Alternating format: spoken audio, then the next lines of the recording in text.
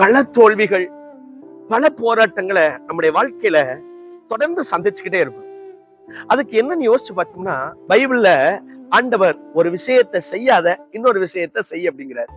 எதை செய்யாத அப்படின்னா, ஓ சுய புத்தியின் மேல சார்ந்துராத, உனக்கு தோன்ற ஆலோசனையின்படி நீ நடக்காத அப்படிங்கிறார். ஆமா, அது உண்மைதானே.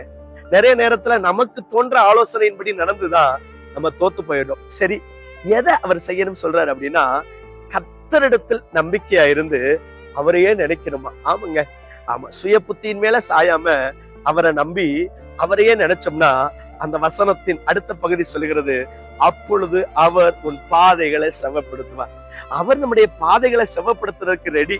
ஆனா அவரிடத்துல ஆலோசனை கேட்கவும் அவரை நம்பி இருக்கவும் நீங்க ரெடியா?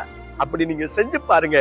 நிச்சயமாய் தோற்று போன இடங்களில் எல்லாம் நீங்கள் மறுபடியும் எழுவீர்கள். கர்த்தர் உங்களுக்கு துணை செய்வார். உங்களுக்காக ஜெபிக்கட்டா? கிருபையுள்ள பிதாவே, இரக்கமுள்ள ஆண்டவரே, அநேக முறைகள் எங்களுடைய சுய புத்தியின் மேல சாஞ்சதுனால நாங்க தோத்து போயிட்டோம்ப்பா. இனி தோற்று போகிறவர்களா அல்ல, உம்முடைய ஆலோசனையின்படி செய்து வாழ்வில் வெற்றி பெற கர்த்தர் அனுக்கிரகம் செய்யும். ஆசீர்வதியும். இயேசுவின் நாமத்தில் ஜெபிக்கிறோம் நல்ல பிதாவே, ஆமென்.